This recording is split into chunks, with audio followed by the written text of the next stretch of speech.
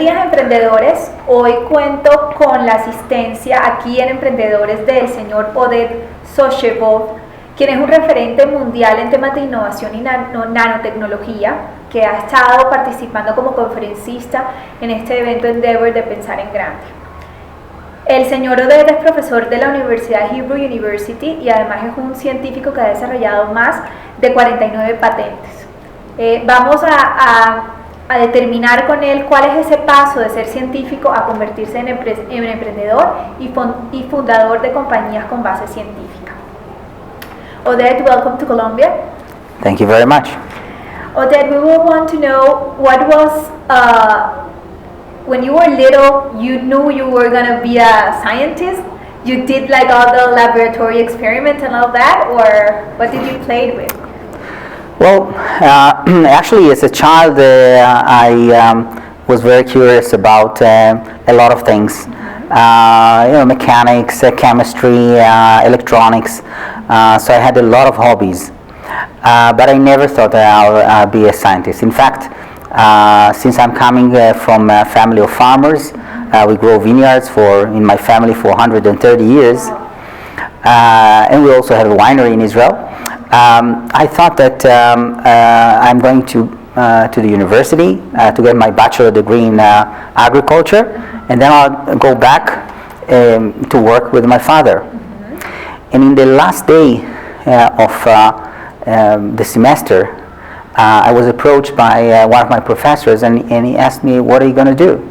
And as I said, "Well, I'm going back to the farm, to work with my father." So he asked, why don't you come to my lab to do your master's? I said, well, I thought that to work on a tractor as a driver, you need a bachelor is enough. But I told him that I will think about it. I came home, I told my parents, and they said, no, you're crazy. I mean, if you've been offered to study, of course you have to go, and the farm will wait for you. Don't worry. And I think that the first time when I entered the laboratory and I started to do experiments, I felt like heaven, like going back to my childhood, so I can play with things, and I knew at that moment that I'm going to be a scientist. Really? Yes. You connected with your dreams from childhood. You were like, Absolutely. This is the place I want to be. Absolutely, because I mean that's what the scientific ecosystem enables you to do. Enable you to dream. Enable you to do experiments, and absolutely. Really. So, what was the first patent you developed in that master's moment of your life? Actually, that's an interesting story. My PhD was on the biochemistry of wine flavor. And we came across a very interesting phenomenon. We actually were not the first to establish it. It was a French group that found out that in wine there are a lot of precursors for aroma compounds. So meaning these are compounds that once they break down, they become aromatic. Yes. But before that, nothing happened. And we found out that in wine there is a lot of these materials. And so everybody were looking for ways to break down these materials to make the wine more flavorful. And to cut a long story short, my PhD focused on that issue, and we were able to find an enzyme, a protein, that by adding it to the wine, we could get a much more flavorful wine. And but remember, it was in 1986, and the patent industry in Israel, particularly in the biotech area, they were not very developed. I mean, of course, there were patents on engineering and chemistry, but not on biotechnology. And the patent lawyer wrote a terrible patent. That's a bad thing to have a bad patent lawyer. Yes, absolutely. But I learned a lot from that. And the interesting thing was the first claim was so narrow that it was so easy to bypass it. And we were at the time, once we thought, okay, we have a patent, we approached a very large European company that make enzymes for the food industry, and we told them, hey, we have some really nice the thing. transfer technology process, like Yes. building the patent and trying to get money from the development. Exactly. In that stage. Exactly, and so we actually went on and did some collaboration with them, and they sure enough they found out that it's working. But in that moment, the patent was pending, or you? It was pending. Okay. It was pending, and then at that time I left already Israel. I went to the United States for my postdoc. And I never heard from this company, and I spoke with my supervisor. I said, I don't know, they're gone. 4 years later, we see on the market a product which is exactly what we developed. What did you do? Well, we wrote them a letter. We said, hey, you're infringing our patent. So they said, well, we're actually not infringing your patent because your claim is very, very narrow. And so that was the first patent. I mean, but I'm still very happy because this product continued to be sold all over the world. Mm-hmm. So I felt that like I'm doing something good. Yes, and like you were right. Someone stole you, but you were right. Yes. The product of your brains and of your smart development was bringing money, not for your pocket, but for someone else for another reason. But yes. But the development was well done. Absolutely, and that made me happy enough at that time, okay. And I learned a lot. Okay. Well, that's a tough experience, a tough way to start as an entrepreneur. But I think, as you said, is in the process of learning that an entrepreneur builds its life as an entrepreneur.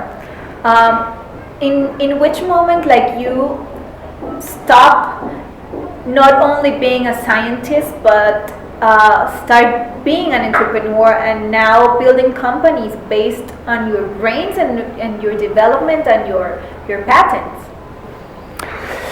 Well, I think that at least for me, mm-hmm. Very early in the game, I realized that I don't know everything, mm-hmm. and in fact that I need a good advice and good and help and support from professionals in every field. Mm-hmm. It was my previous experience with a patent mm-hmm. Office, but later on, financing, managing a company.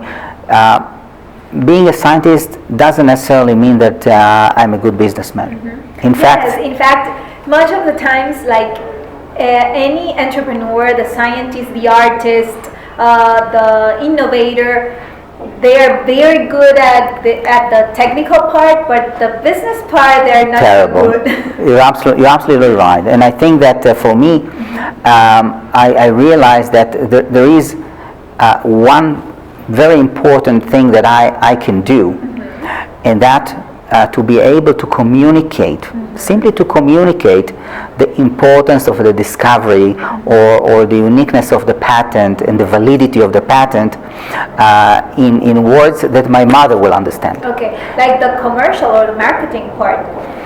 Exactly, but it's marketing not to the market, but it's marketing to the investors. Yes, that's most important, like for the fundraising and for opening the eyes of the investors. So after that very long meeting with the venture capital fund, we were at the elevator, and the president of my new company approached me and said, "You know, Oded, you're a great salesman." And I was so insulted. I felt, I'm a salesman. I spent years in getting my PhD, and you're saying that I'm a salesman. I mean, I didn't tell him that, but years later I realized that it was a big compliment. Really big, and like having the both abilities of being able to develop 49 patents plus being a salesman. That's, I think, the formula of success. I think it is part of it. I think that the other part is to join with good people. Good team. Good team. Mm-hmm. Yes, absolutely. Okay. And which of your patents, it's like your baby, like which one is your, in which one is your heart? Well, this is very difficult to say because it's like you're asking me who is my favorite child. And I learned from my personal experience not to ever say that. But I think that every company that, all the 10 companies that I played as a scientific founder, at a certain point of time, it was my baby. Obviously, those that were sold already made their exit, and I'm proud of that. But it's like you're proud of your eldest daughter that graduated successfully and goes, and then you go to your grandchild, and you love your grandchild. So I think that right now I'm very much excited about Plant, which is the company that makes the human collagen implants. I mean, sometimes when I look at what's going on around me, I have to twitch myself and say, hey, wow, this is really happening. I mean, like taking 5 human genes and put them in plant and make human collagen, and from that to make a product that actually heal diabetic foot ulcer is like, it's like a dream. Yes, and changing the world, really. And so I think that I think Plant is really one that I'm very proud of. But there are still a lot of things to come in the future, and I'm sure that I'll have my favorite next year, which will be different.